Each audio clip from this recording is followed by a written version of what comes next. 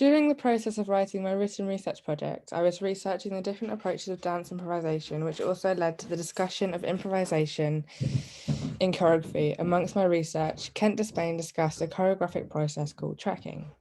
His definition of tracking and understanding of tracking was, with improvisation, it is easy to confuse creating in the moment with existing only in that moment.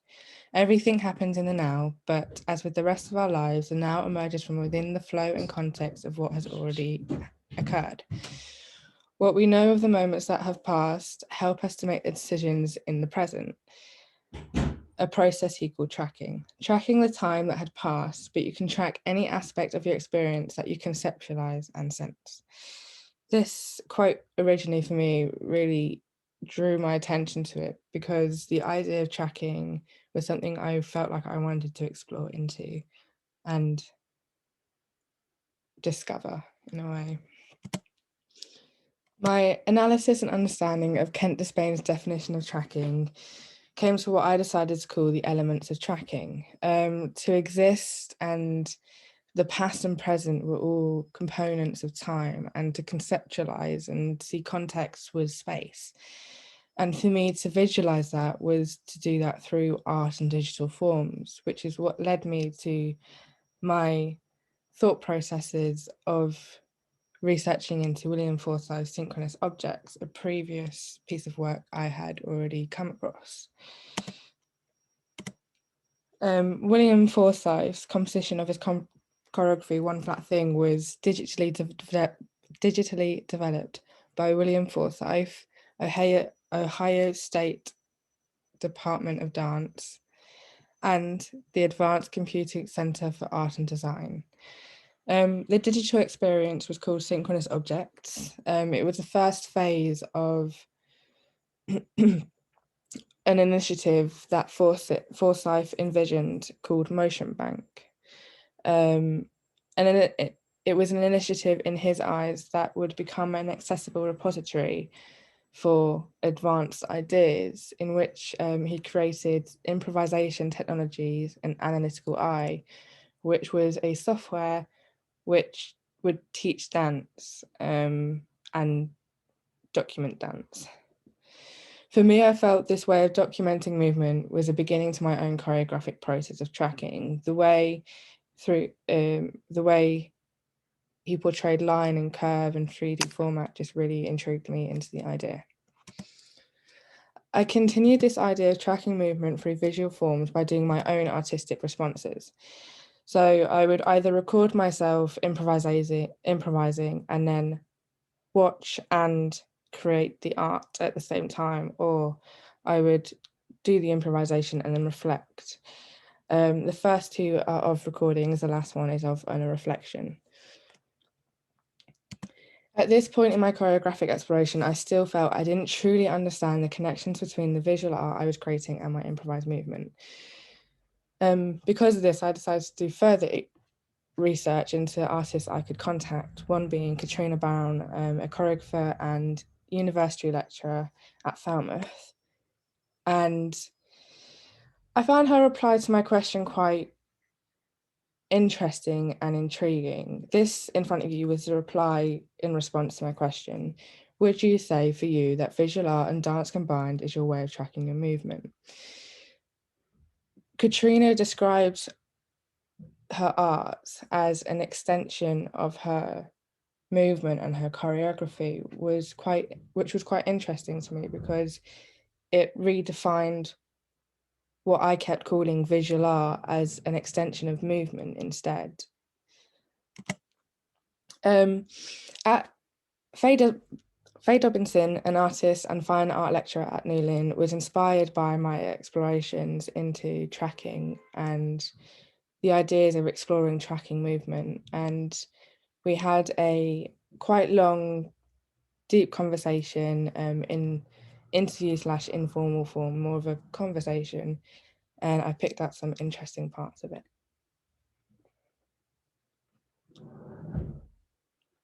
Personally, I My deep love of dance. I suppose its role in my life, like, you know, being from rave culture and illegal raves, and coming of age in that environment meant that dance will always be associated with freedom, with depth, I suppose, of connection with people.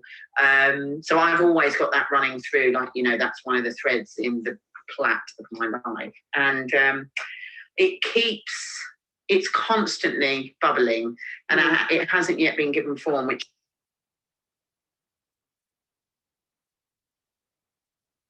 so a while ago I don't know if I knew I was doing the exhibition. Ultimately, this piece of work that I made got shown in an exhibition called Drawing Down the Feminine.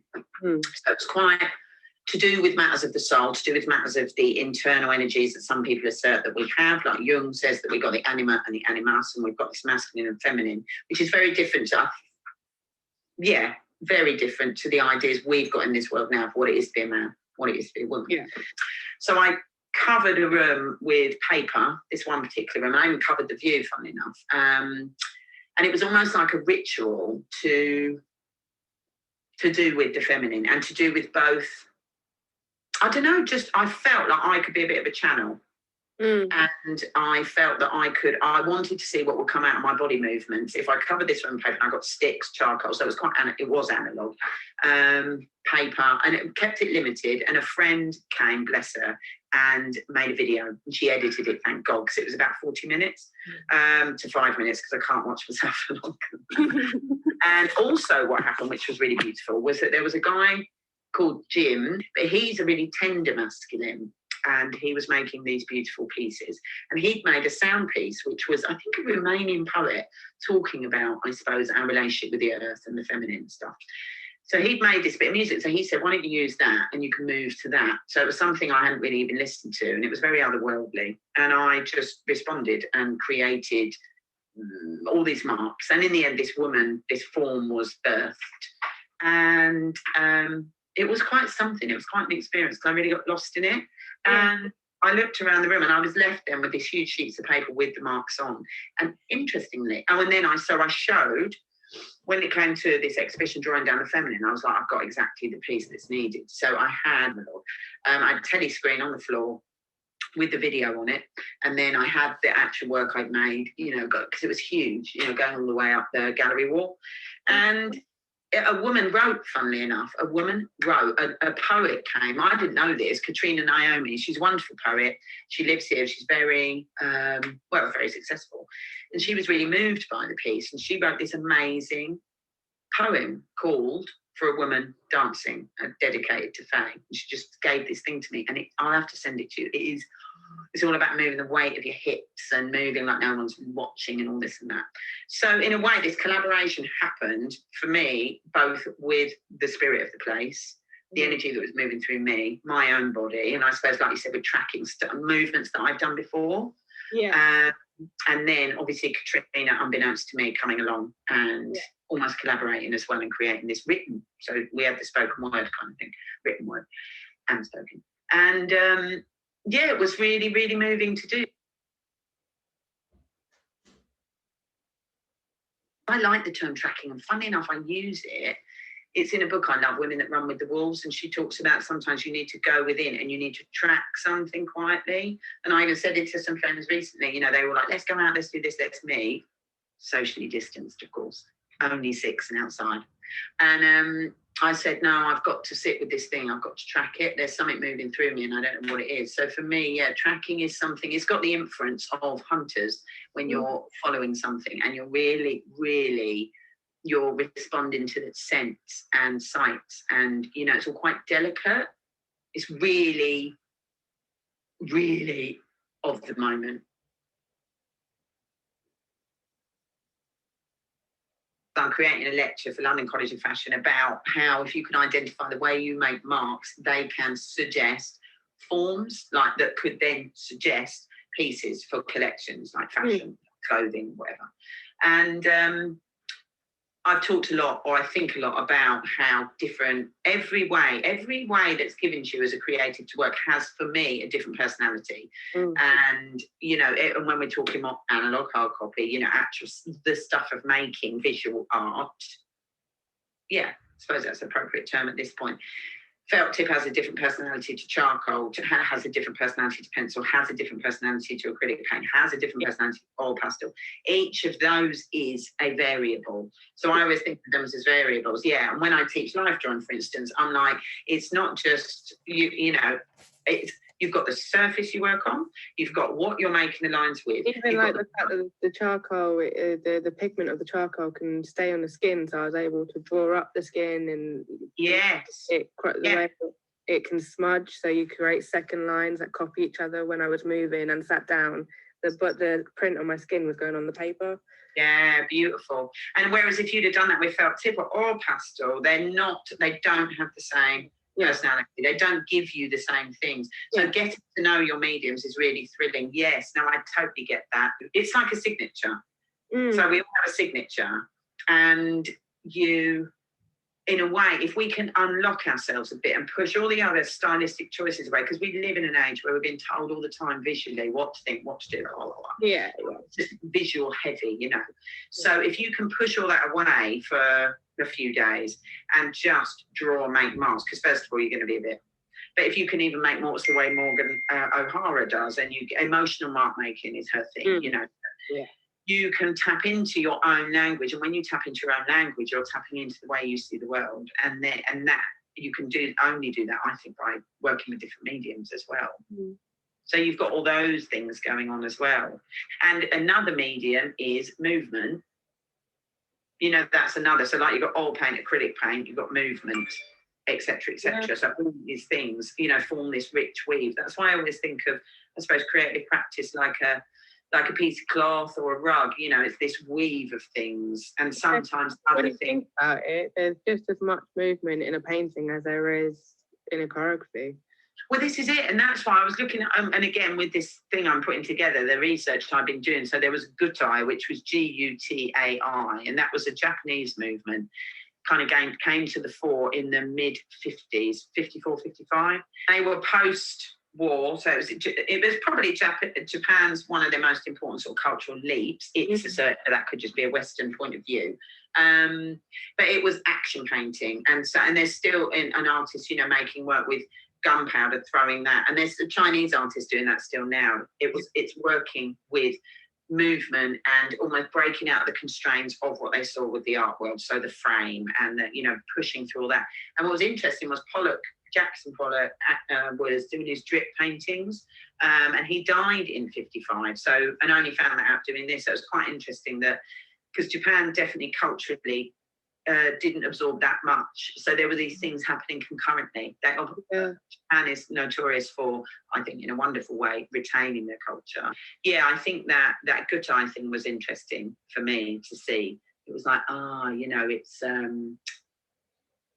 as legitimate an art form. The movement is as important as the material they use. Every kind of form of art that I think about is...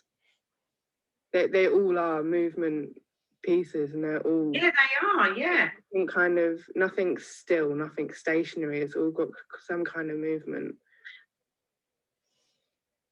In conversation with Faye, we spoke about a few artists, one being Charlie Ford. His work was said to be the shift between mediums of performance, and the words mediums of performance kind of fit for me as an explanation of what I just kind of read and researched from Katrina and Faye's responses to my questions, because everything is performance, everything is seen to have movement, but they are different mediums, which is what really interested me into some artists we spoke about. Another being Gutai. Gutai was very well known internationally for performance arts.